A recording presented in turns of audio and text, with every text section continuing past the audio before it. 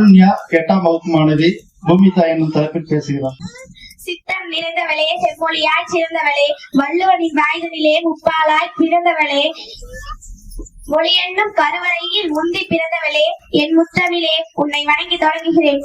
விண்ணிலிருந்து புறப்பட்ட மலைத்துளி மண்ணில் விழுந்து மரணிக்கும் முன் சிறு புள்ளில் புதைந்து புலகாங்கிதம் அடைவது போல், மூங்கில் காடுக்குள் மூச்சு வாங்குவதற்காக தேங்கி நிற்கின்ற தென்றலை போல் என்னை பிஞ்சு வயது முதலே பிரமிக்க வைத்த பெருந்தகையாம் தலைமை ஆசிரியர் உள்ளிட்ட ஆசிரியர் பெருமக்களுக்கும், இலக்கை நோக்கி எட்டி பறக்க காத்திருக்கும் என்னுடன் பயிலும் அன்புச்சால் மாணவ மாணவிகளுக்கும் என் அன்பு வணக்கம்.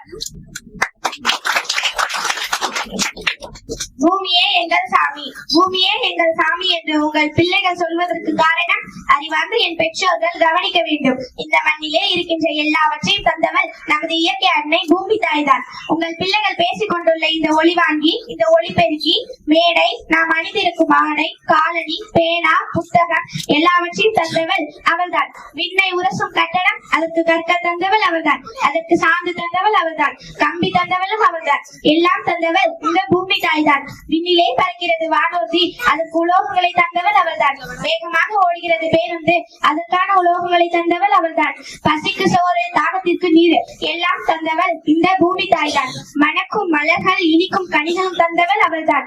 நீ அணிகின்ற தங்கம், வைரம், மாணிக்கம், முத்து, பவளம், வைடூரியம் எல்லாவற்றையும் தந்தவள் அவள்தான். நீ வணங்குகிற கடவுள், கோயில், அதை கட்டுவதற்கு கற்கள் தந்தவள் அவள்தான். இப்போது தெரிகிறதா, நீ வணங்குகிற சாமியவே பிரசவித்தவள், படைத்தவள் இந்த பூமி தாய்தான்.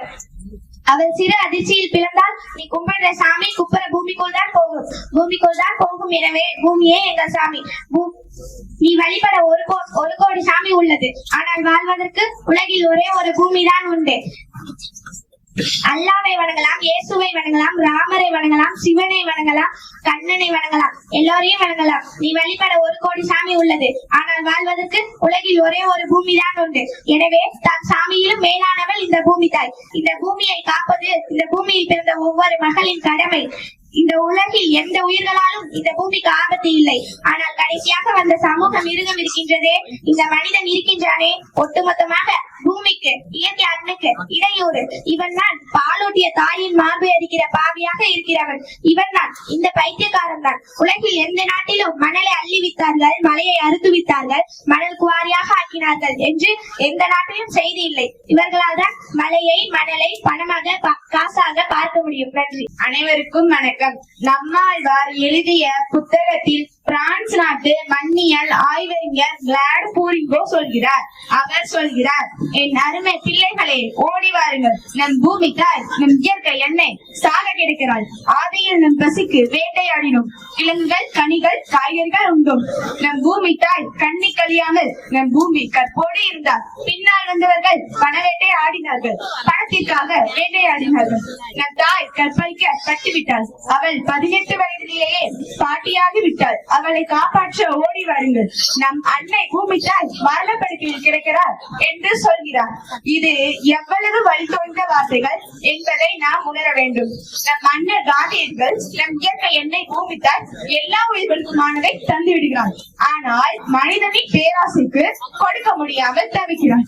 உன் உடல் ரத்த நாளங்கள் போல இந்த பூமி தாய்க்கு ரத்த நாளங்கள், ரத்த நரம்புகள், நதிகள், கைகளிலே ஒரு இடத்தில் ரத்த ஓட்டம் தடைப்பட்டு விட்டால் கை செயலிருந்து விடும்.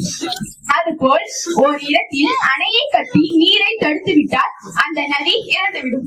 உங்கள் முன்னோர்கள் அணை கட்டினார்கள், தடுப்பணை கட்டினார்கள். அது நிறைந்த பிறகு மேலே ஏறி ஓடுகிற எங்கள் பாட்டன் கரிகாலன் 1800 ஆண்டுகளுக்கு முன்பு கட்டியது தடுப்பணைதான். அணை கட்டினால் இந்த இடத்திலே நீர் மட்டம் உயரும், மற்ற இடத்திலே நீர் பரவாது. அப்போது நதி சாகும், அதை சார்ந்து இருக்கிற உயிரினங்கள் அழிந்து போய்விடும். மனித உடலுக்கு தோல், ஆற்றுக்கு மணல். உடலில் தோலை கத்தி வைத்து செதுக்கினீர்கள் என்றால் அரை மணி நேரத்திலே இறந்து விடுவோம். அதுபோல் ஆற்றில் மணலை எடுத்து விட்டீர்கள் என்றால் ஆறு மரணித்துவிடும். 10 ஆண்டுக்கு முன்பு காவிரி கரையிலே பாக்கு மரங்கள், தென்னை மரங்கள் கழுத்து முறிந்து இறந்து போனது. தண்ணீர் என்பது மனிதனின் தேவைக்கு மட்டும்தானா?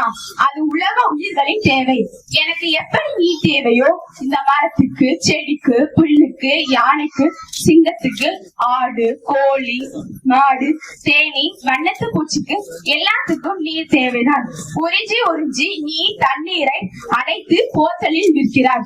தாகம் என்றால் அக்கோப்பினா, தாகம் என்றால் கிள்ளே. சிட்டுக்குருவி என்ன செய்யும்? மானுமயிலும் என்ன செய்யும்? ஒரு மானோட சமூகம் இது போல் சிந்தித்தது உண்டா? இந்த மாதிரி உலக உயிர்களுக்கு செய்த துரோகத்தை மனிதனை தவிர எவன் செய்வான்? இவன் ஒரு மிருகம், கேடுகட்ட மிருகம். இந்த பூமிக்கு வந்த எல்லா ஆபத்தும் மனிதனால் மட்டும்தான். ஒரு நாட்டின் நிலப்பரப்பு 1/3 காடுகள் இருக்க வேண்டும். இப்போது எவ்வளவு இருக்கிறது? 13 விழுக்காடுகள் உள்ளது. ஒரு மனிதனுக்கு சராசரி 422 மரங்கள் வைத்திருக்க வேண்டும். ஒரு கார் வெளியிடும் நச்சு புகையை கட்டுப்படுத்த 6 மரங்கள் தேவை. கனடா எனும் நாடு ஒரு மனிதனுக்கு 10,000 மரங்களை வைத்திருக்கிறது. அது போக 1 கோடி மரங்களை நடுவதற்கு உத்தரவிடுகிறேன் என்கிறார் பிரதமர். இங்கே உள்ளவன் இருக்கிற காடுகளை எல்லாம் வெட்டுவான். காடுகளை அழித்து ரோடுகளை போடுகிற ஈன கூட்டம் இங்குதான் உள்ளது. அடிப்படை அறிவே கிடையாது. ஆக்சிஜன் உயிர் காற்று தருவது யார்? நச்சு காற்றை ஒழிஞ்சு உயிர் காற்றை மரங்கள் தான் தருகிறது. துளசி செடி 24 மணி நேரத்தில் 20 மணி நேரம் உயிர் காற்றை வெளியிடுகிறது. 4 மணி நேரம் ஓசோன் காற்றை வெளியிடுகிறது. இதனால் வீட்டுக்கு வீடு துளசி செடி வளருங்கள். நன்றி. அரடி, குரங்கு, காட்டு எருமைகள், காட்டு ஆடுகள், யானை செத்தா உனக்கு என்ன? புலி செத்தா உனக்கு என்ன? காக்கை செத்தா உனக்கு என்ன? அவை சாகும் போது பார்ப்பதற்கு நீ இருக்கிறாய். அவை செத்தால் நீங்கள் உயிரோடு இருக்க மாட்டாய். நீ செத்தால் இந்த பூமியில் பார்ப்பதற்கு யாரும் இருக்க மாட்டார்கள். காக்கை செத்தால் உனக்கு என்ன? வண்ணத்து பூச்சிகள் செத்தால் உனக்கு என்ன? தேனீக்கள் செத்தால் உனக்கு என்ன? அவை செத்து போனால் நீ செத்து போவாயடா. இது உலக உயிர்களின் சுழற்சி. ஒன்றை ஒன்று பின்னி கிடக்கிறது. அந்த உயிர் சங்கிலியில் ஒன்று அறுந்துவிட்டால் உலகம் அழிந்துவிடும். இப்போது உயிரியல் போர் நடக்கிறது. பாரம்பரியமா என் மரம் இருந்தது. என் மரத்தை வீழ்த்தி ஒட்டுமர கன்று ஒன்று கொடுத்தான். அவை வளர்ந்த பிறகு பூக்கும், காய்க்காது. அப்படி காய்க்காத மரம் விலங்குகளுக்கும், பூச்சிகளுக்கும், பறவைகளுக்கும், வண்டுகளுக்கும் எப்படி உணவு தரும்? சில மரங்கள் பூக்கும். பூத்தாலும் அந்த மலரில் தேன் இருக்காது. தேன் இல்லை என்றால் தேனீக்கள் இருக்காது. தேனீக்கள் இல்லை என்றால் மகரந்த சேர்க்கை நடைபெறாது. ஒரு பூவில் இருந்து மற்றொரு பூவிற்கு செல்லும் போதுதான் தன் உடலில் ஒட்டி கொண்டுள்ள மகரந்தம் மற்றொரு பூவிற்கு ஒட்டும் போதுதான் அது கரு கொண்டு அது காயாகிறது, கனியாகிறது. கத்தரியோ, வெண்டையோ, தக்காளியோ எல்லா செடிகளும் பூக்கும். தேனீக்களும் வண்ணத்து பூச்சிகளும் இல்லை என்றால் பூக்கும், காய்க்காது. அப்போது அந்த நாடு மிகப்பெரிய உணவு பஞ்சத்தை சந்திக்கும். வெங்காயத்தையும் பருப்பையும் இறக்குமதி செய்கிறோம். எங்கிருந்து தெரியுமா? பாலைவன நாடு. பாலைவன நாடு எகிப்தில் இருந்து இறக்குமதி செய்கிறோம்.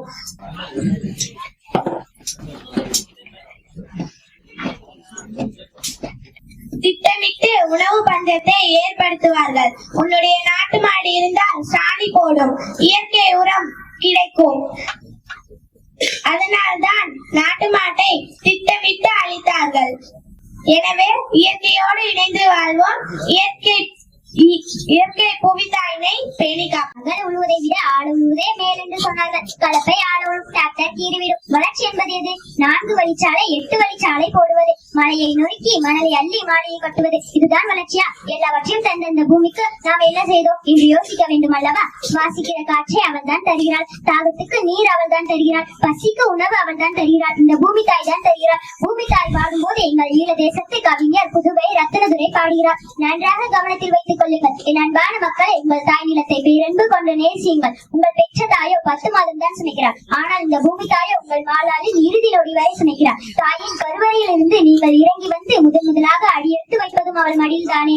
இறந்த பிறகு எரிந்தோ புதைந்தோ எருவாவதும் அவள் மடியில் தானே. அதனால் என் அன்பு மக்கள், உங்கள் தாய் நிலத்தை பேரன்பு நேசியுங்கள். ஏன் நீங்கள் நிலத்தை இழப்பீர்கள் என்றால் வளத்தை இழப்பீர்கள். வளத்தை இழப்பீர்கள் என்றால் இனத்தை இழப்பீர்கள். எனவே என் அன்பு மக்களை உங்கள் தாய் நிலத்தை பேரன்பு கொண்டு நேசியுங்கள். இது கவிதை அல்ல, ஆகு பெரும் தத்துவம். கவிக்கோ அப்துல் ரஹ்மான் சொல்கிறார், இயற்கை அன்னையை பற்றி சொல்லும் போது பூமி தாயை சொல்கிற போது உன்னை பெற்றவள் கூட நீ செத்து போனால் உன்னை பிணம் என்கிறாள். ஆனால் அவள் உயிரோடு இருக்கும் போது உன்னை வயிற்றில் சுமைக்கிறாள், கருவில் சுமைக்கிறாள். ஆனால் உன் உறவினர்கள், உன்னுடன் பிறந்தவர்கள், மனைவி எல்லோரும் பிணம் என்று ஒதுக்கிவிட்ட பிறகும் உன்னை பூமிக்குள் உன் பிள்ளையாக மறுபடியும் ஏந்திக் கொள்கிறாள். அந்த பூமி தாயை காப்பாற்ற வேண்டியது நமது கடமை. இந்த பூமி தாயின் ரத்த நாளங்கள் நதிகள், அந்த நதிகளை உருவாக்கியது அருவி, அருவிகளை பிரசவித்து தாய் மலை. நீ எவ்வளவு கொம்பாதி கொம்பனாக இருந்தாலும் உன்னால் மலைகளை மணலை உருவாக்க முடியாது. உன்னால் உருவாக்க முடியாத ஒன்றை அழிக்கிற உரிமையை யார் தந்தது? ஒரு நாட்டின் எதிர்காலம் அந்த நாட்டின் வகுப்பறையில் தீர்மானிக்கப்படுகிறது. ஒரு வீட்டின் எதிர்காலம் அந்த வீட்டின் சமையலறையில் தீர்மானிக்கப்படுகிறது. ஒரு நாட்டின் எதிர்காலம் அந்த நாட்டின் நிலத்தின் வளத்தை பொறுத்து அமைகிறது. அந்த நாட்டின் நிலத்தின் வளம் என்பது நீரின் வளத்தை பொறுத்து அமைகிறது. அந்த நாட்டின் நீரின் வளம் என்பது மலையின் வளத்தை பொறுத்து அமைகிறது. அந்த நாட்டின் மலையின் வளம் என்பது மலைகளின் வளத்தை பொறுத்து அமைகிறது. நன்றி, வணக்கம்.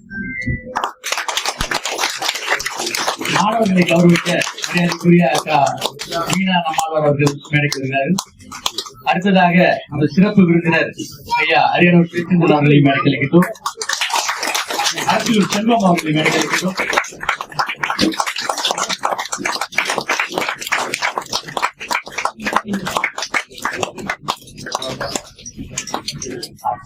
நன்றி.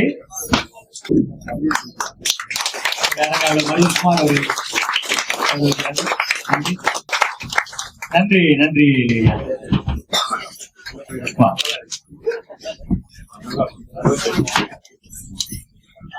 ஒரு புகைப்படம்